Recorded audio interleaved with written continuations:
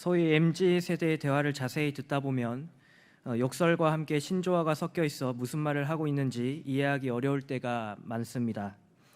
특히 비속어를 사용하는 것을 듣게 되면 매우 저급하고 민망한데, 문제는 이러한 말이 학생들에게 일상이 되어 보편적으로 사용되고 있다는 것입니다. 한 가지 예를 들면, 한 기관에서 학생들의 비속어 사용을 조사했던 적이 있었는데, 등교 점심시간까지 쉬는 시간의 대화를 분석한 결과 평균 194차례의 비속어가 사용되었다고 합니다. 이는 입만 열었다 하면 비속어를 사용하는 것으로, 비속어를 사용하지 않고는 대화가 불가능하다는 것을 의미합니다. 또 다른 설문조사에 따르면 초중고생의 약 70%가 비속어를 사용한다고 응답했는데, 습관적으로 한다는 것이 가장 큰 이유였습니다. 물론 기성세대 가운데에서도 동일하게 비속어나 남을 비방하는 말들을 쉽게 들을 수 있는데, 특히 정치인들의 저속한 말이나 논란이 될 만한 발언들을 서슴지 않고 내뱉는 것이 대표적인 예가 될 것입니다. 우리가 사회 구성원에 속하여 가장 많이 하는 것이 말이지만, 이를 신중하게 사용하지 않으면 말을 하는 사람에 대한 평가는 극과 극으로 나뉘게 됩니다.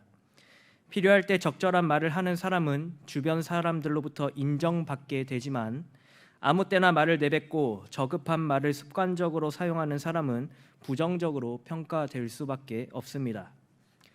이처럼 말은 한 사람의 인격을 좌우하는 요소이자 사회 구성원으로 살아가기 위해 반드시 해야 하는 활동입니다. 이는 기독신자들도 마찬가지인데, 오늘 본문의 말씀은 바로 온전한 말의 중요성을 교훈하고 있는 내용입니다. 특히 야고보서는 성도들의 행함에 대해 강조하고 있는 서신으로 잘 알려져 있는데, 앞서 1장과 2장에서는 긍휼과 행함에 대한 실천적인 행위에 대해 교훈하였고, 오늘 본문에서는 성도들의 올바른 행실 가운데 하나인 온전한 말의 사용에 관하여 교훈하고 있습니다. 야고보가 3장 전체에 걸쳐 온전한 말의 사용을 길게 강조하고 있는 이유는 과거에도 말에 대한 문제점이 기독 신자들에게 나타났기 때문일 것입니다. 그렇다면 야고보가 당시 말에 있어서 온전함을 나타내지 못하고 있던 성도들에게 권면하였던 교훈은 무엇입니까? 이 시간 온갖 악하고 상스러운 말들이 오고 가는 현대 사회에서 참된 기독 신자가 말에 실수가 없게 하도록 반드시 실천해야 할 것이 무엇인지 본문의 말씀을 통해 함께 나누어 보고자 합니다. 첫째로, 성도는 상대방을 함부로 가르치려는 말을 자제해야 합니다. 다 함께 본문 1절에서 3절까지의 말씀을 합독하겠습니다. 내 형제들아, 너희는 선생된 우리가 더 큰 심판을 받을 줄 알고 선생이 많이 되지 말라. 우리가 다 실수가 많으니 만일 말에 실수가 없는 자라면 곧 온전한 사람이라 능히 온몸도 굴레 씌우리라. 우리가 말들의 입에 재갈 물리는 것은 우리에게 순종하게 하려고 그 온몸을 제어하는 것이라. 아멘. 야고보는 본문 말씀을 통해 말을 사용하는 것에 있어서 실족함이 없는 사람이 참으로 온전한 사람이라고 강조하였습니다. 이에 대해 야고보는 본문 2절 하반절에서 만일 말에 실수가 없는 자라면 곧 온전한 사람이라 라고 말하며, 무엇보다 온전한 사람의 주된 특징을 두고 말을 다스리는 능력이 있는 사람이라고 하였습니다. 물론 여기에서 야고보는 말에 실수가 없는 자가 거의 없음을 전제하고 있습니다. 본문 2절 상반절에 우리가 다 실수가 많으니 라고 말하는 것이 바로 그 전제인데, 이 말씀이 말하고 있는 것은 일반적으로 사람은 모두 죄인이기 때문에 누구나 말에 있어서 실족한다는 것을 의미합니다.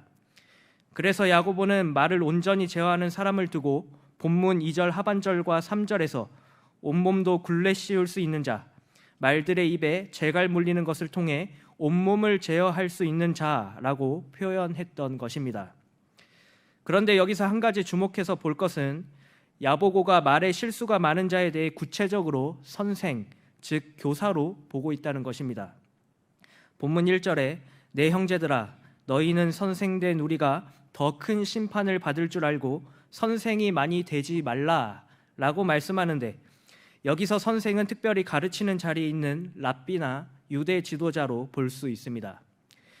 사실 초대교회에서 교사는 여러 은사 가운데 하나였고, 사람들로부터 매우 존경을 받는 중요한 지위였습니다. 고린도전서 12장 28절에 보시면 하나님이 교회 중에 몇을 세우셨으니 첫째는 사도요, 둘째는 선지자요, 셋째는 교사요 라고 말씀하며 사도행전 13장 1절에는 안디옥 교회의 선지자들과 교사들이 있으니 라고 말씀하고 있습니다.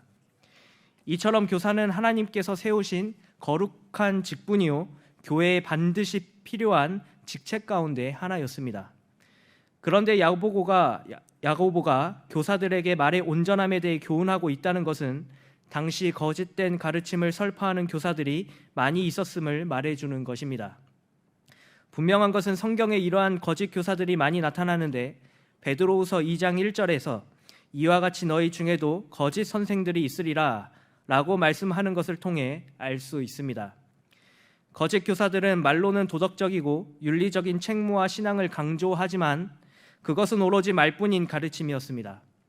다시 말해 거짓 교사들의 가르침은 삶과 분리된 헛된 가르침이었습니다.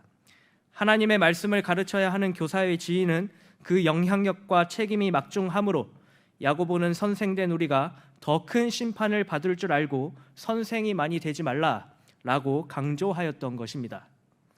그런데 여기서 또 한 가지 주목해서 보아야 하는 것은 야고보가 교훈을 주고 있는 대상을 선생에서 우리로 더욱 확대하고 있다는 것입니다.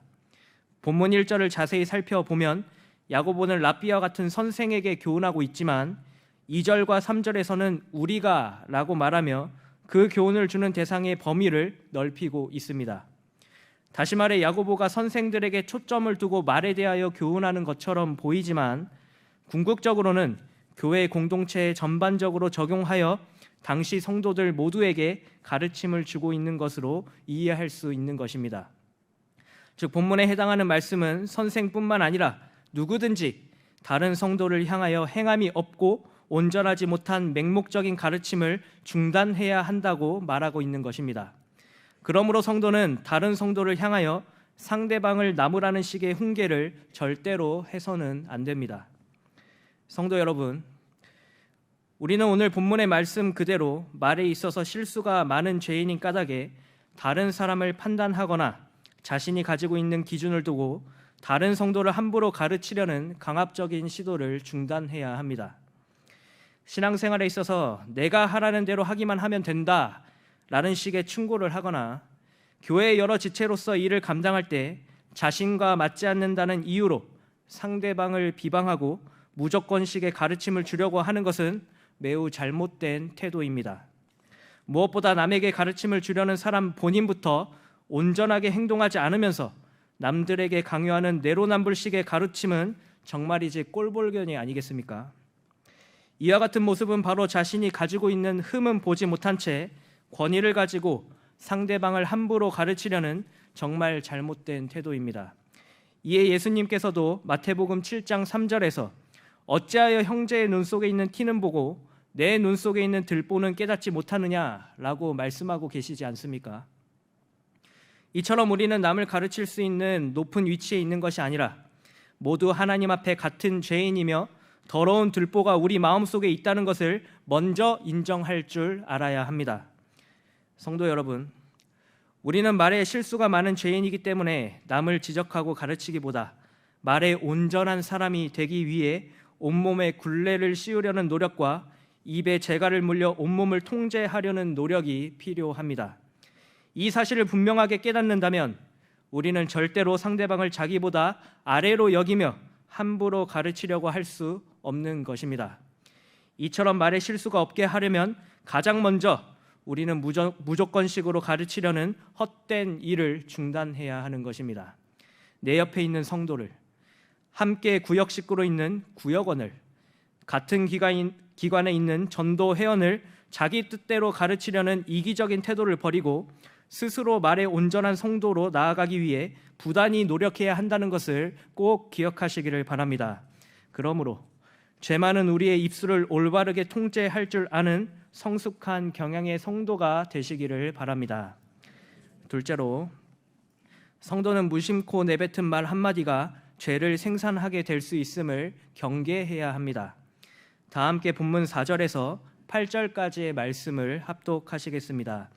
또 배를 보라, 그렇게 크고 광풍에 밀려가는 것들을 지극히 작은 키로서 사공의 뜻대로 운행하나니 이와 같이 혀도 작은 지체로 돼 큰 것을 자랑하도다. 보라, 얼마나 작은 불이 얼마나 많은 나무를 태우는가. 혀는 곧 불이요 불의의 세계라. 혀는 우리 지체 중에서 온몸을 더럽히고 삶의 수레바퀴를 불사르나니 그 사르는 것이 지옥불에서 나느니라. 여러 종류의 짐승과 새와 벌레와 바다의 생물은 다 사람이 길들일 수 있고 길들여 왔거니와 혀는 능히 길들일 사람이 없나니 쉬지 아니하는 악이요 죽이는 독이 가득한 것이라. 아멘. 말에 실수가 없도록 타인을 판단하고 가르치려는 태도를 중단해야 한다고 교훈했던 야고보는 이제 혀를 사용하는 문제, 곧 말의 문제가 실제로 우리의 삶에 얼마나 큰 영향력을 끼치는지를 설명하고 있습니다. 야고보는 말을 생산하는 혀를 지극히 작은 키와 작은 불로 비유하고 있음을 알 수 있습니다. 먼저 야고보는 본문 4절에서 또 배를 보라 라고 말하며 크고 광풍에 밀려가는 것들을 지극히 작은 키로서 사공의 뜻대로 운행하나니 라고 말하였습니다. 이는 비록 작은 것이지만 그것 하나가 전체를 이리저리로 이끌어갈 수 있는 것임을 의미합니다. 특히 야고보는 성도가 실제적인 삶에서 겪는 여러 변화를 두고 마치 바다에서 아주 거친 바람이 일고 있는 상황, 즉 광풍에 밀려가는 상황으로 비유하고 있는데 이 상황에서 어떤 말을 하느냐에 대한 문제에 대해 강조하였습니다. 다시 말해 광풍이 부는 바다에서 작은 키를 움직여 사공의 뜻대로 나아가는 것처럼 극한의 변화를 겪는 인생에서 어떤 말을 하는지에 따라 저런 방향으로 혹은 다른 방향으로 나아갈 수 있다는 것을 강조하고 있는 것입니다. 또한 야고보는 본문 5절에서 보라, 얼마나 작은 불이 얼마나 많은 나무를 태우는가 라고 말하고 있습니다. 이 말은 작은 불씨가 많은 나무를 태우는 것처럼 정말 사소하게 뱉은 말 한마디가 삶 전체를 불태워버릴 수 있음을 의미하는 것입니다.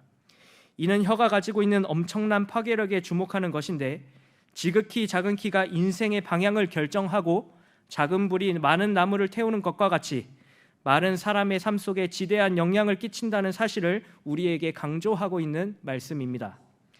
특별히 본문에서 가장 주목해서 보아야 하는 것은 야고보가 말을 생산해내는 혀를 매우 부정적으로 보고 있다는 것입니다. 본문 6절 이하 8절에 기록되어 있는 대로 혀는 불이요 불의의 세계라 라고 말하고 있으며 더 나아가 우리의 온몸을 더럽히고 삶을 송두리째 불태워버릴 수 있는 지옥불과 같은 것으로 단언합니다. 여기서 불의의 세계라는 것은 타락해서 하나님께 반역하는 세상을 의미합니다. 즉 우리가 무심코 내뱉는 말 한마디가 때로는 하나님을 반역하는 말이 될 수 있는 것이며 자신은 물론 타인의 삶까지도 망가뜨릴 수 있는 엄청난 파괴력을 가지고 있다는 것입니다. 무엇보다 여러 종류의 짐승과 새와 벌레와 바다의 생물은 다 사람이 길들일 수 있지만 혀만큼은 능히 길들일 사람이 없다고 하였습니다. 그 이유는 바로 혀는 악이요 죽이는 독이 가득하기 때문입니다. 이처럼 지극히 작고 영향력이 없어 보이는 혀에서 생산된 말이 사람의 마음을 상하게 만들고 더 나아가 하나님을 대적하는 죄악을 생산할 수 있음을 우리는 반드시 기억하며 언행에 있어서 늘 삼가 조심해야 합니다. 성도 여러분, 우리는 무심코 내뱉은 사소한 말로 주변 성도들을 시험에 들게 하는 일을 만들거나 말 한마디로 자신의 인격을 깎아내리는 일을 하지 말아야 합니다.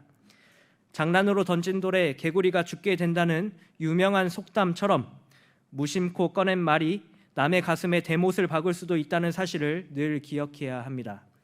생각 없이 한 말이 화근이 되어 공경에 처하기도 할 뿐만 아니라 부주의한 말 한마디가 싸움의 불씨가 되고 잔인한 말 한마디가 삶을 파괴하는 굉장한 영향력을 행사할 수 있음을 우리는 반드시 깨달아야 하는 것입니다.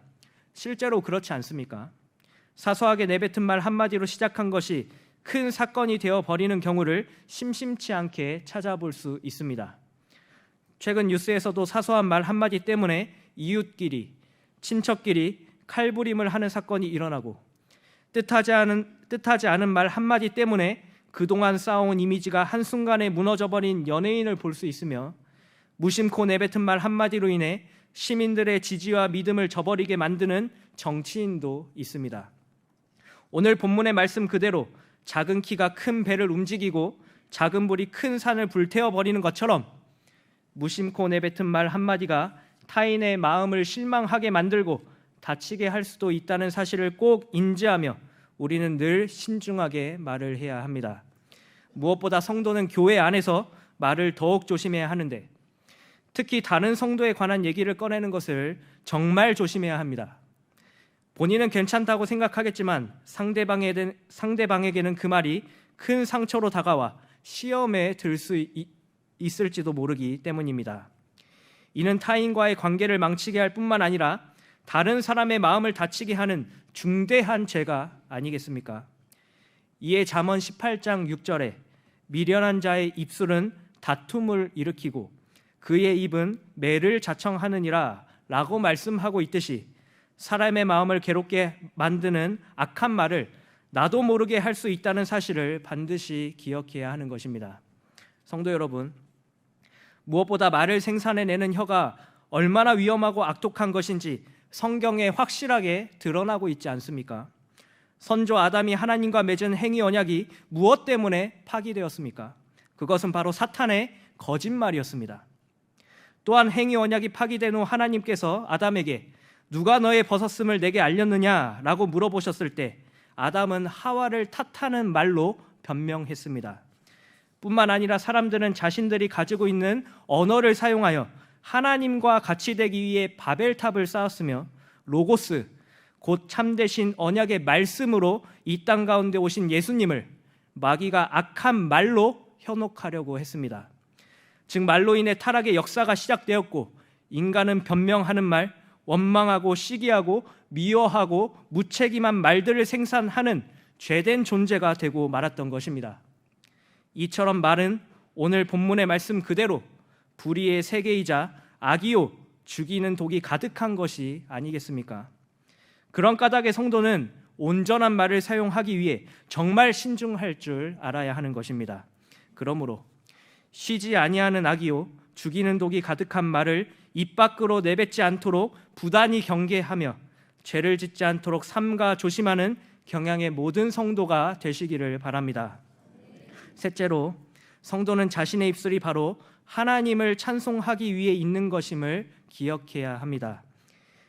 다 함께 본문 9절에서 12절까지의 말씀을 합독하겠습니다. 이것으로 우리가